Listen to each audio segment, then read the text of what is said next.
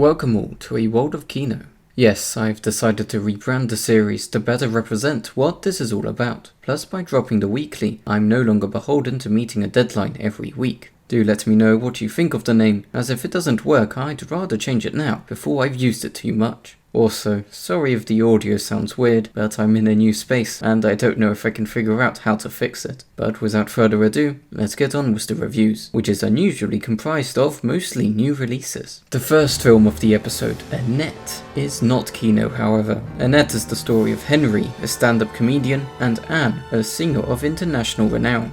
In the spotlight, they are the perfect couple, healthy, happy and glamorous. But the birth of their first child, Annette, will change their lives. Oh dear, I was not expecting this to be a musical.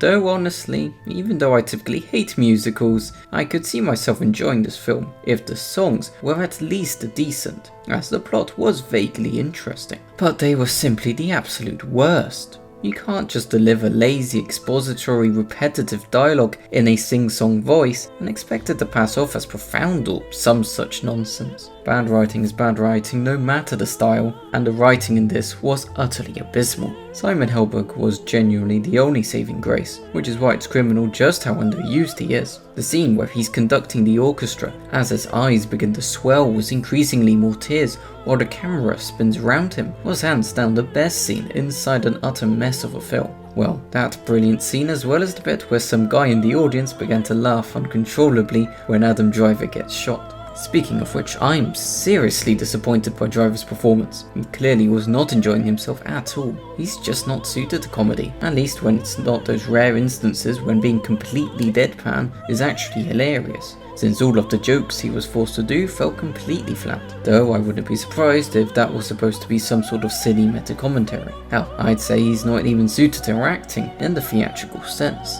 as his talents clearly lie in just behaving naturally, because emotion and charisma just do not come easily to him. He has a superb natural state bordering the line between tranquil and melancholic, but as soon as he steps away from that thin line, he quickly loses his balance. Driver is great to watch when he's perfectly cast, but his range is pitifully small. Annette herself was probably the most embarrassing aspect of the film however. I get the attempted metaphor behind her being a puppet, but she's a puppet for goodness sakes. A hideous one at that, reminding me of the infamously abominable baby in Twilight. I realised that this film was purposefully made to feel theatrical. There were many moments when I thought it was rather Brechtian in style, but no amount of stylistic intent can hide the fact that this is simply an awfully crafted film and a most painful experience to sit through. It's a shame, because I was hoping to watch Holy Motors sometime soon, as I've heard great things about it, but Leos Carax couldn't have given me a worst first impression. I give Annette an E1. Next up is the new Candyman film. Anthony and his partner move into a loft in the now gentrified Cabrini, after a chance encounter with an old-timer exposes Anthony to the true story behind Candyman. He unknowingly opens a door to a complex past that unravels his own sanity and unleashes a terrifying wave of violence. This film is shot phenomenally, mesmerizing cinematography paired with impeccable editing and brilliant sound design to make the horror segments absolutely fantastic. Nia DaCosta certainly seems to be a promising new director, so perhaps Marvel's The Marvels, which she's set to direct, might be good after all. But the screenplay is simply atrocious. Putting nonsense heavy-handed political messaging aside, the dialogue is groan-inducing and the performance is laughably pathetic, with a multitude of scenes that had me wanting to shout at the film to stop being so idiotic. Not to mention how quite a few scenes reminded me of the equally poor film Velvet Buzzsaw, with its depiction of the insufferably pretentious art scene and the boring deaths happening therein. Now, I did like the original Candyman, but I felt it lost the plot towards the end. I think this one suffers in much the same way, only far more pronounced, as it's genuinely amazing just how bad the writing kept getting as the film progressed, which is a shame because I truly do think this premise is brimming in potential. I give Candyman an E2+. A family drama with Jude Law and Carrie Coon now in the form of The Nest. Rory is an ambitious entrepreneur who brings his American wife and kids to his native country, England, to explore new business opportunities. After abandoning the sanctuary of their safe American suburban surroundings, the family is plunged into the despair of an archaic 80s Britain, and their unaffordable new life in an English manor house threatens to destroy the family. Amusingly enough, this reminded me of Minari, a bit drier than that and rather slow paced, but the relentless spiral downwards gripped me all the same. Great performances, especially from Jude Law, with some good pieces of directing here and there, most notably the restaurant scene, the scene inside the taxi, some horror-like shots of the mansion, as well as many sequences of interesting parallel editing. It did feel like the boring preamble to a funny horror film that would later kill off all the characters, but then I guess that's precisely the point, since the family are themselves the horror to themselves. While I did have to facepalm quite frequently at some of the stupid decisions being made, this was honestly a decent movie. I give The Nest a C3. The Courier, also known as Iron Bar, is a new spy thriller featuring the precious gem that is Benedictus the Cucumber. Trevor Wynn is a businessman who gets recruited by MI6 during the Cold War to help stop nuclear war. With the help of Oleg Penkovsky, a Soviet defector acting as a source for the West, they try to put an end to the Cuban Missile Crisis. Okay, I was really expecting this to be as boring as all the other spy thrillers I've tried and failed to watch over the years, but I'm amazed at the immense energy that this film exhibits in spite of the dry title. A fascinating plot that, while predictable, is earnestly told and grippingly explored, with a remarkably clean visual presentation and an absolutely stellar score, not to mention the performances, because while Cumberbatch has always struggled with putting on convincing accents, his delivery of the clever dialogue is simply brilliant, before then going above and beyond for all of the overwhelmingly emotional scenes towards the end. Buckley also gives a great performance as his intelligent and suspicious, but ultimately caring wife. Anthony Nietzsche plays the fantastic Russian defector, keeping his cool even while the plan comes crumbling down. His chemistry with Cumberbatch cementing the enjoyability of every scene they're in. Maybe I only like this spy thriller so much more than most precisely because of its atypical lighter tone and Oscar baity performances, but I must say I found the unexpected successfulness at what it set out to achieve extremely satisfying. I give The Courier a B4.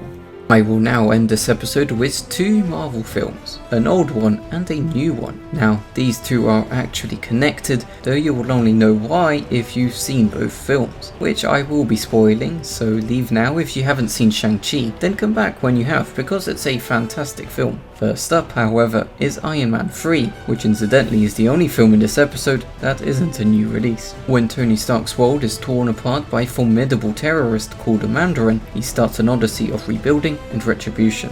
I decided to watch this after the Ben Kingsley surprise in Shang Chi so that I could properly understand what he was referencing, and I have to say I really liked the twist. I don't get why it was so polarizing at the time, as it was brilliantly played by Kingsley, plus it gives the writing an extra kick of entertainment and originality. That's not even all though, as the movie was great throughout, with superb comedy, some nice action scenes, and a gripping plot. I particularly love just how vulnerable Tony Stark is portrayed in this, be it his anxiety attacks crippling him when he's out of the suit, or the suits themselves malfunctioning and breaking at the most inopportune of moments, since his creative overcoming of these weaknesses allows the heroic moments to feel even more cathartic. RDJ gave a real spirit to the role, and it's his magnetic performance that completely overrides any minor lapse in quality that the screenplay did suffer on occasion, as he, paired with the shaky but ultimately fun writing, made it a blast to watch. I give Iron Man 3 a C4+.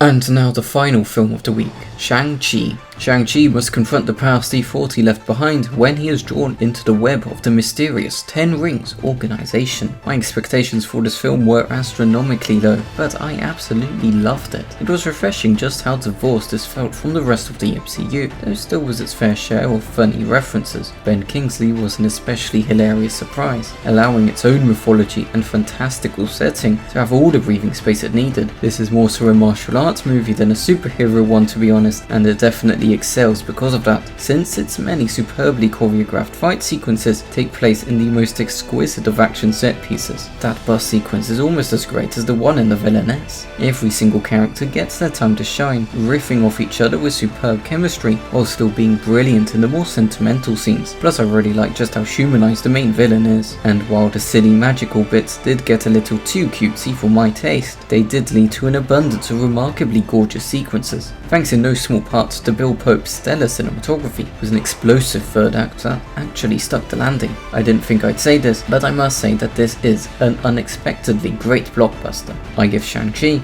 a C4 star. Right, what did you think of my ratings? Did you like Shang Chi as much as me? Were you also disappointed by Candyman? Let me know down in the comments, and if you liked what you saw, feel free to like. If not, feel free to dislike, and consider subscribing so as to not miss out on more AWOK episodes. And of course, special thanks to my patron, Luke, who helped to make this episode happen.